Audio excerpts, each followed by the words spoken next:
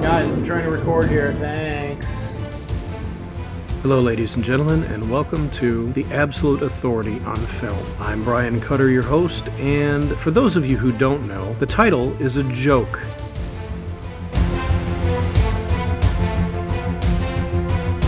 Hey everybody, and welcome to The Absolute Authority on Film. I am Brian Cutter, and I am your host, and what we're going to be talking about in this series is filmmaking, from screenwriting all the way to distribution.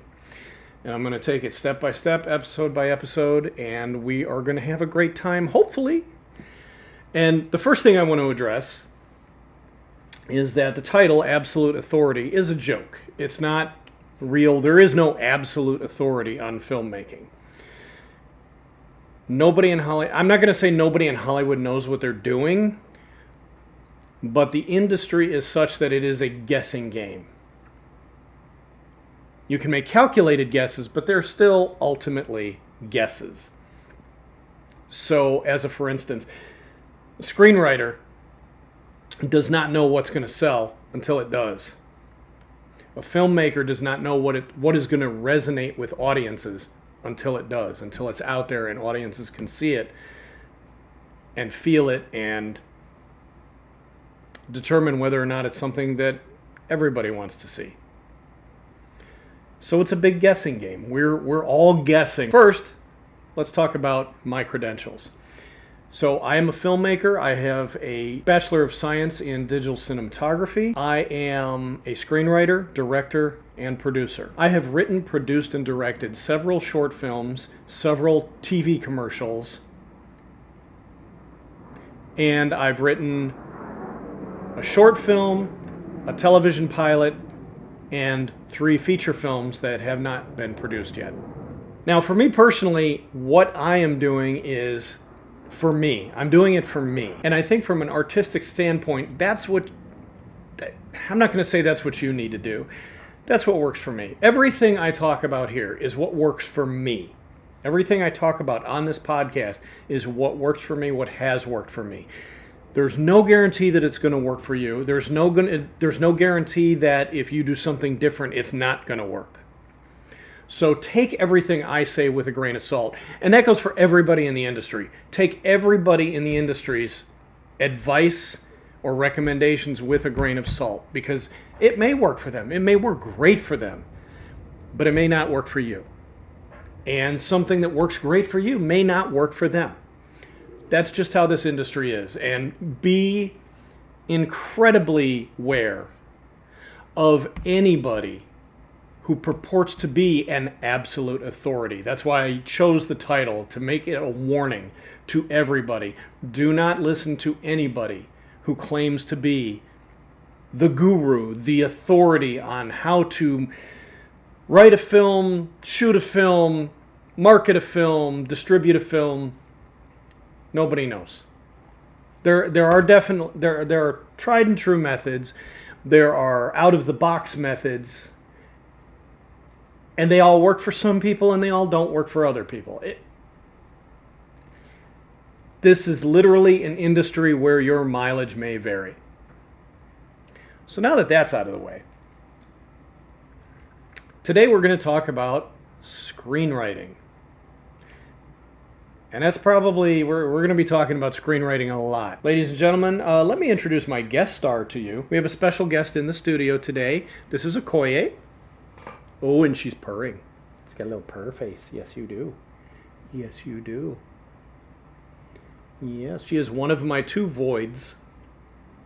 And we're going to let her just kind of chill here in the studio. We're going to start off by talking about how to take your idea. You have a great idea for a film, right? And you want to put it on a page. You want to make a screenplay out of it. We're going to tell you how to do that. And one of the I should mention this right here. She is the absolute authority on everything, pretty much everything, especially filmmaking. But yeah, she's the absolute authority. But I'm just going to sit here petting her like a Bond villain. We are going to talk about how to transfer that idea from your head to the page. One of the things that we need to talk about then is story structure. So all stories have to have three main parts: a beginning, a middle, and an end. That does not mean that you have to start at the beginning. And it also doesn't mean you have to end at the end. But those three parts have to be present in the story. And I know that sounds a little weird, but we'll get to that. A lot of stories, I'm not even going to say most, but a lot of stories follow what is known as the 3-act structure, also known as the hero's journey. That is not to say that your story has to follow that format, but an overwhelming amount of films and television series follow that format. So it kind of behooves you, if you're not going to use that format, that's fine, but you should definitely understand it at the very least. I have created, and I will put the link down in the description below, a outline format for a script based on the hero's journey, based on the 3-act hero's journey. I find it incredibly helpful to use. I went looking for a outline structure that I liked, and I didn't find one anywhere. So I created it. I made it up. And I'll go ahead and bring it up here for you. Act 1 is called the setup.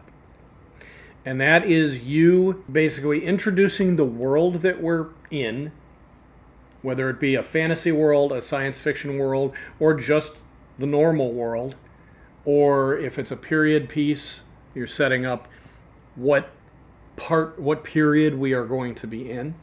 You're introducing your main characters, and that's going to be, you're going to introduce your protagonists, which I define protagonist and antagonist a little bit differently than a lot of people do, because that's what works for me.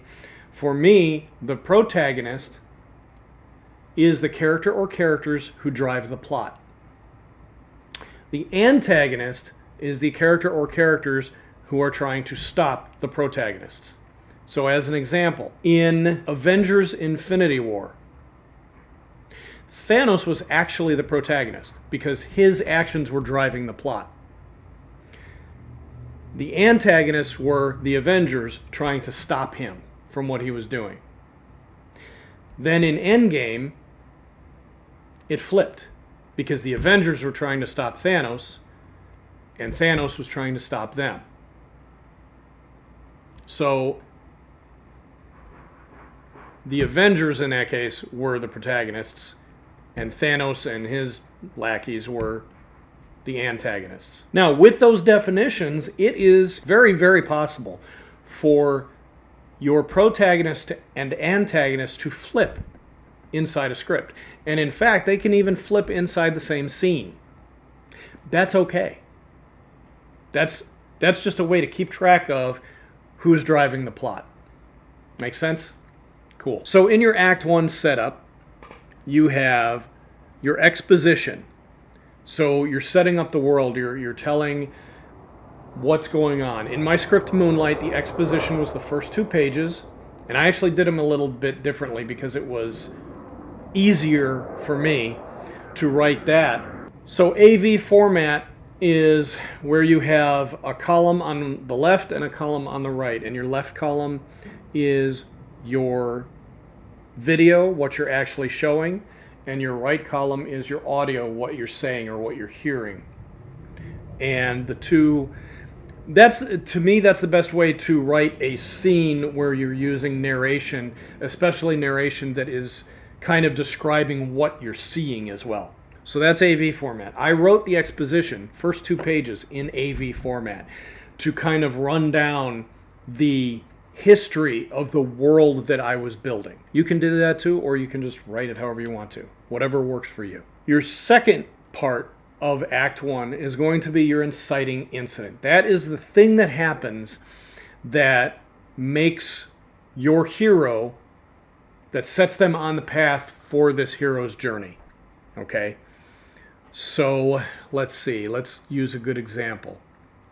Okay, so for Iron Man, the original Iron Man film, the inciting incident was Tony getting taken by the Ten Rings and being forced to build this Jericho rocket in the cave when, in fact, he wasn't actually building the Jericho rocket. He was building the Mark I Iron Man suit. So that was his inciting incident, is actually getting attacked and kidnapped. The last part of Act 1 is plot point 1, and that is when your protagonist commits to the adventure. They've had the inciting incident, and there might have been, in between the inciting incident and the plot point, the first plot point, there may have been a little bit of hesitation on the hero's part. Like, no, I don't want to do this. I want to be a moisture farmer on Tatooine. Sometimes in the plot, the character doesn't want to go on the adventure, but then something forces them to, or something changes their mind.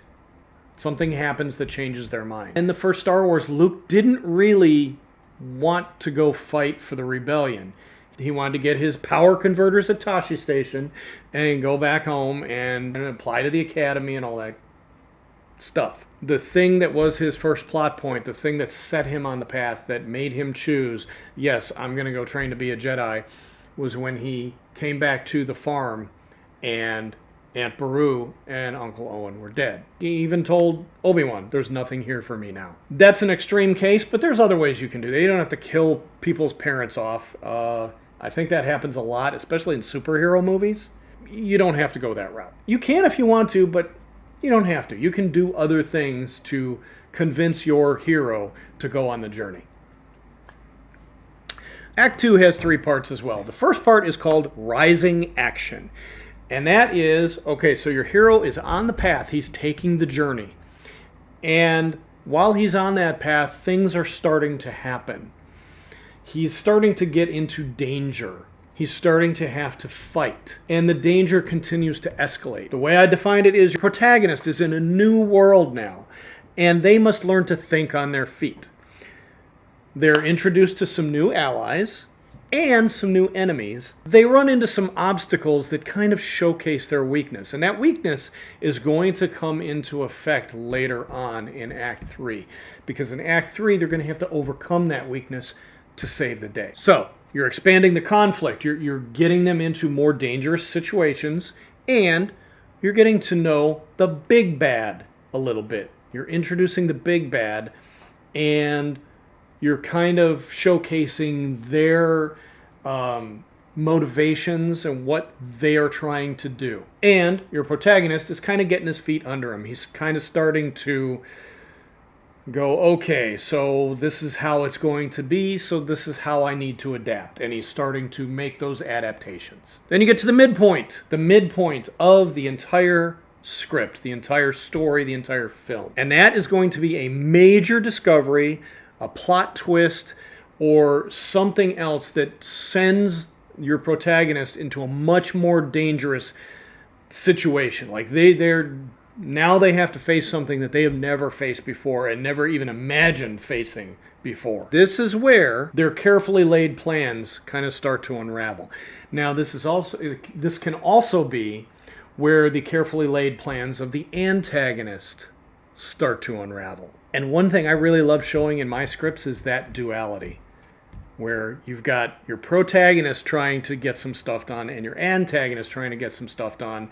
They're butting heads now, maybe not directly, but the protagonist has run into some of the antagonist's minions, and your antagonist is starting to feel the consequences of the protagonist thwarting his plans. After the midpoint, we get to plot point 2. Now, this is where a lot of... I wrote this in the outline as a joke, but a lot of people don't take it as a joke. Training montage! A lot of films, especially in the 80s, would put in a training montage to show the protagonist, he's getting buff, he's getting trained, he's learning how to fight, that sort of thing, to lead up to the final battle. You don't have to do a training montage. You can show it in other ways. But the point of it is that the protagonist is preparing for the danger ahead. I actually took my time in Moonlight and I showed training. I didn't show a training montage. I showed scenes of one of my characters, Tessa, actually training and learning how to fight. That's part of what took up a lot of that real estate. And I'll talk about the rest of what took up the real estate in a little bit. So your protagonist is going to go from reactive, reacting to the antagonist's actions, to proactive. This is where it's going to switch. And your good guy is going to start being the protagonist because he is now driving the plot. He's now doing things to make shit happen. At the end of your plot point, at the end of Act 2, your protagonist is going to be like, let's go kick his ass. That's when the protagonist decides, yep, I'm ready, I'm going to take this guy on, we're going to have our final battle, and then we're all going to live happily ever after, right? Then you get into Act 3, the resolution. Act 3 has 3 parts as well. The first part is called the pre-climax, also known as the Dark of Night, the Belly of the Whale, or the All is Lost moment. And that is where your protagonist just gets beat all the way down by the antagonist. Like they're finally meeting, they're finally coming head to head, and the protagonist just gets his ass whipped. Or could also be that he's faking, that he's pretending to get his ass whipped to set the antagonist up for an absolute surprise comeback. There's 2 ways you can go with that. At the end of your pre-climax is where your protagonist has to overcome that weakness from Act 1. That's where he's got to pull himself up by, I hate this term so much, but that's where he has to pull himself up by his bootstraps and get the job done. In the original Star Wars, the end of the pre-climax was when they launched the X-Wings and the Y-Wings and the B-Wings and all those to fight the Death Star, to take down the Death Star. And Luke was in the trench and he had the targeting computer, and Ben came through the Force to tell him, no, turn off the targeting computer, use the Force. And up until that point, Luke didn't believe. He didn't really fully invest in the Force. He kind of thought it was a little hokey. This was the moment. That was his weakness. This was the moment that he had to overcome that. And he had to jump in with both feet and fully commit and fully believe in the Force. And then you have your climax, and I describe that as your protagonist beats the brakes off the antagonist and snatches defeat from the jaws of victory. That last part is backwards. Yeah. So that's where your protagonist comes back, and he absolutely destroys the antagonist. And then finally, the very last part of Act 3 is the denouement. And that's where you tie up all of the loose ends. That's where you finish telling the story. Like after Luke blew up the Death Star, he went back to Yavin 4 and they had a big old party, right? Han got his money so he could pay off Jabba the Hutt. Everybody walks away happy, except for Vader. Anyway, that's your 3-act structure. That is your hero's journey. I find it very helpful to use that outline because it jogs me and keeps me focused on what part I'm in. Again, you don't have to use a hero's journey for every story, and it will still be successful. Look at No Country for Old Men. There is no hero's journey in No Country for Old Men, but it's still an interesting story. That's the type of story it's called slice of life, where you're just taking, in that case, a couple of days. That's what I use for a lot of my scripts. I'm not going to say I use it for all of them, but that's what I use for a lot of them. And like I said, I will put that link down in the description so that you have that too. I'm a big proponent of outlining.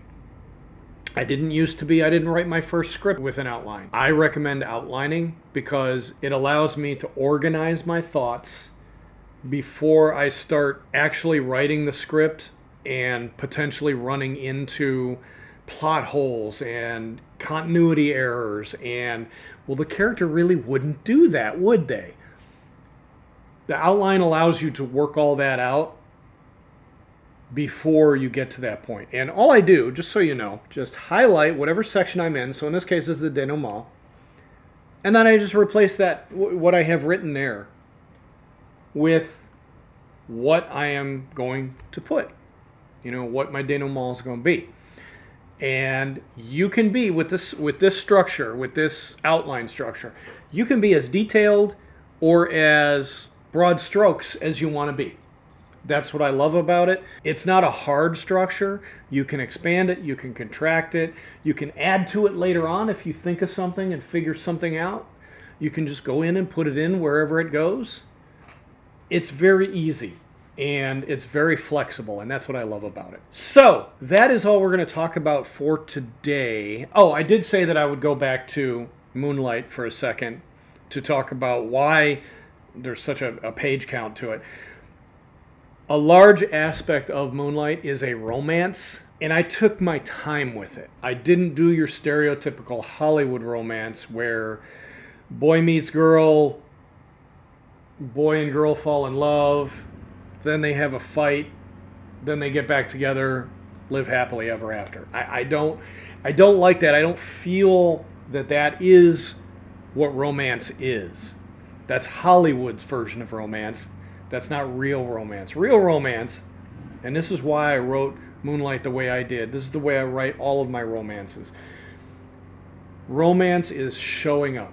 It's showing up day after day for each other. It's taking the effort, the time and the effort to understand each other. And it is accepting each other completely, flaws and all. And I laid it all on the page on Moonlight. I put that all in there, all of it. And I think it turned out into a really good story. So that's in my link tree in the description below as well. If you want to read that, I highly encourage you to. I think it's a beautiful story. Yes, it's long. It's 152 pages. But how many of you will go out there and read a damn 3,000-page Stephen King novel? I will.